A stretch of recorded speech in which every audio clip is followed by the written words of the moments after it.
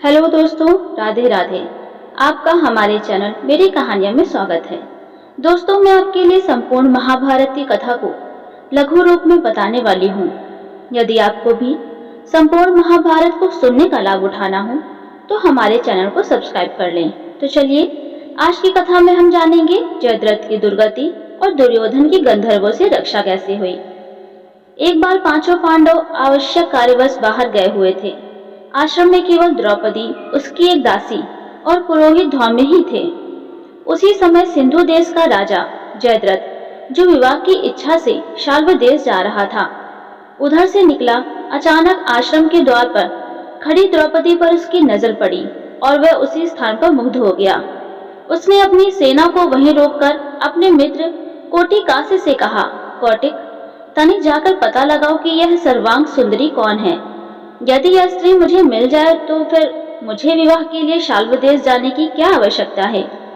मित्र की बात सुनकर कोटिकास्य द्रौपदी के पास पहुंचा और बोला, हे कल्याणी, आप कौन हैं? कहीं आप कोई अप्सरा या देवकन्या तो नहीं हैं?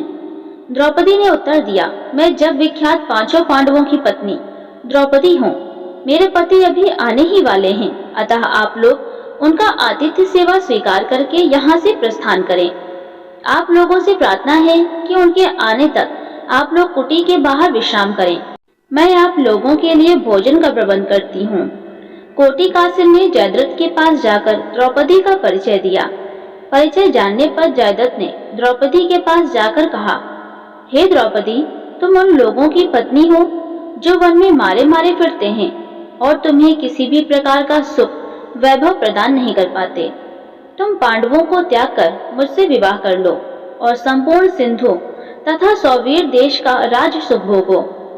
जयद्रथ के वचनों को सुनकर द्रौपदी ने उसे बहुत धिक्कारा, किंतु कामांध जयद्रथ पर उसके धिक्कार का कोई प्रभाव नहीं पड़ा और उसने द्रौपदी को शक्ति पूर्वक खींचकर अपने रथ पर बैठा लिया।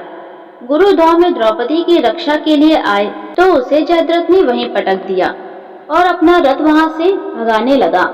द्रौपदी रथ में विलाप कर रही थी और गुरु धौम्य पांडवों को पुकारते हुए रथ के पीछे पीछे दौड़ रहे थे।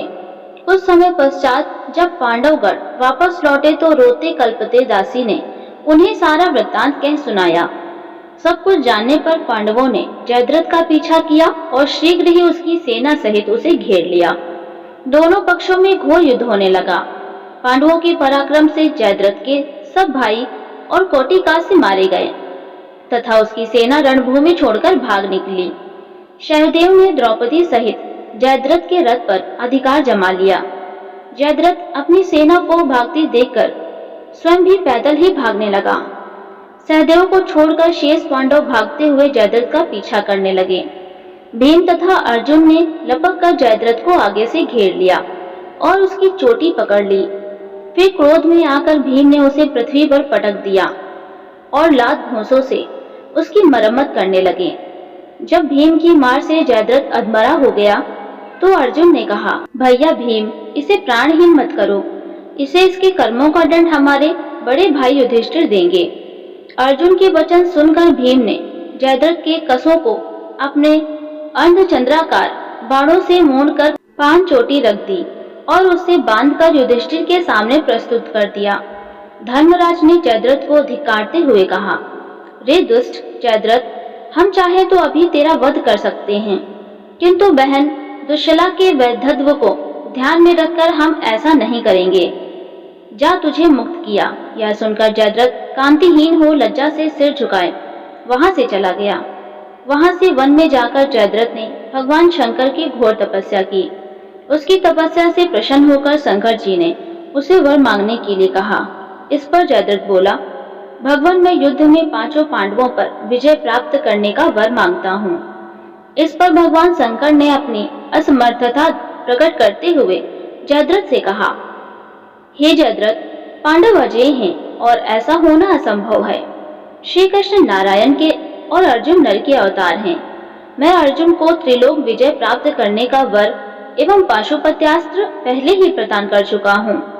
हाँ, तुम अर्जुन की अनुपस्थिति में एक बार शेष पांडवों को अवश्य पीछे हटा सकते हो। इतना कहकर भगवान शंकर वहां से अंतर ध्यान हो गए। और मंदबुद्धि जयद्रथ भी अपने राज्य में वापस लौट आया।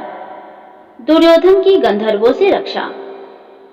गंधमादन पर्वत स्थित कुबेर के महल में 4 वर्ष व्यतीत करने के पश्चात पांडवगण ने वहां से प्रस्थान किया और मार्ग में अनेक वनों में रुकते रुकाते स्थान स्थान पर अपने शौर्य और पराक्रम से दुष्टों का दमन करते, ऋषियों और ब्राह्मणों के संग का लाभ उठाते वे द्वैत वन पहुंचे और वहीं रहकर वनवास का शेष समय व्यतीत करने लगे।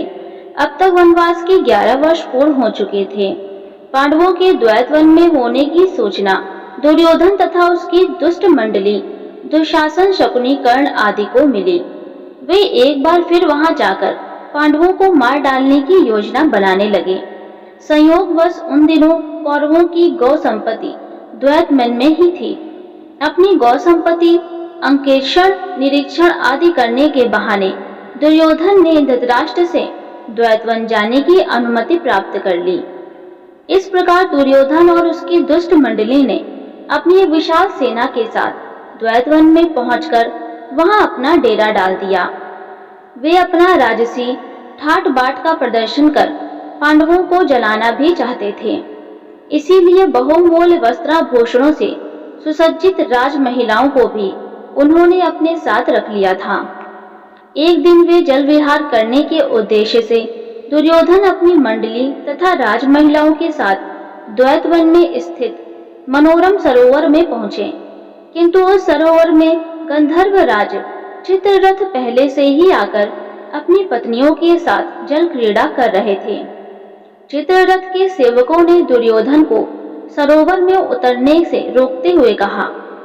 इस समय गंधर्व राज चित्ररथ अपनी पत्नियों के साथ इस सरोवर में जल क्रीड़ा कर रहे हैं, अतः उनके बाहर आने से पहले अन्य कोई भी सरोवर में नहीं उतर सकता। सेवकों के इन वचनों को सुनकर दुर्योधन ने क्रोधित होकर कहा, तू शायद जानता नहीं कि तू किससे बात कर रहा है। मैं हस्तिनापुर नरेश धृतराष्ट्र का महाबली पुत्र दुर्योधन हूँ। यह सरोवर हमारे राज्य की सीमा के अंतर्गत आता है।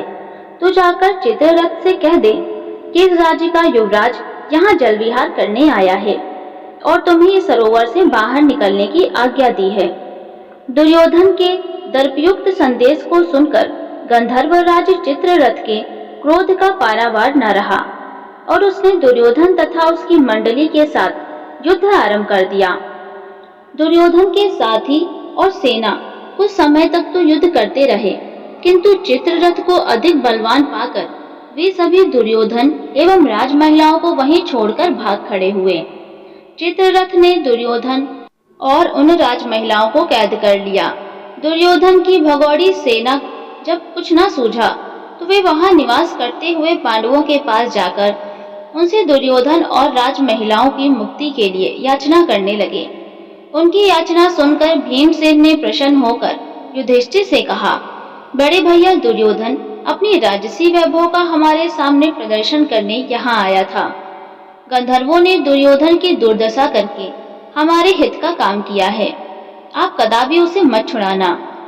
इस पर युधिष्ठिर बोले, भैया भीम, ये लोग हमारी शरण में आए हैं और शरण में आए लोगों की रक्षा करना क्षत्रियों का धर्म होता है। फिर दुष्ट स्वभाव का होने के बाद भी दुर्योधन आखिर हमारा भाई ही है। उसके साथ की राज महिलाएं हमारे ही कुल की महिलाएं हैं और उनका निरादर होने से हमारे ही कुल को कलंक लगेगा। इसीलिए उचित यही है कि तुम और अर्जुन जाकर उनकी रक्षा करो। अपने बड़े भाई की आज्ञा मानकर भीम और अर्जुन ने सरोवर के पास जाकर चित्ररथ को युद्ध के लिए ललकारा। उनकी ललकार सुनकर चित्ररथ क्रोधित होने के बजाय मुस्कुराते हुए अर्जुन के पास आए और बोले, हे पार्थ, मैं तो तुम्हारा सखा ही हूँ। वास्तव में दुष्ट दुर्योधन अपनी सेना के साथ तुम लोगों का वध करने के लिए यहाँ आया था। देवराज इंद्र को इस बात की सूचना मिल चुकी थी, इसीलिए उन्होंने मुझे यहाँ भेजा था। ये सखा नीति कहती है कि ऐसे दुष्टों को कभी क्षमा नहीं करना चाहिए, किंतु अपने बड़े भ्राता की आज्ञा मानकर यदि तुम दुर्योधन को छुड़ाना ही चाहते हो तो लो, मैं इसे तथा इसके साथ की राज महिलाओं को अभी छोड़ देता हूँ। इतना कहकर चित्ररथ ने दुर्योधन सहित समस्त कैदियों को मुक्त कर दिया। वे सभी वहां से धर्मराज युधिष्ठिर के पास आए। ग्लानि से भरे दुर्योधन ने युधिष्ठिर को प्रणाम किया और लज्जा से सिर झुकाए अपने नगर की ओर चल दिया। तो दोस्तों, ये थी आज की कथा। आपको कैसी लगी हमें कमेंट में जरूर बताएं। वीडियो अच्छी लगी हो तो लाइक करें, चैनल को सब्सक्राइब जरूर कर लें। धन्यवाद दोस्तों।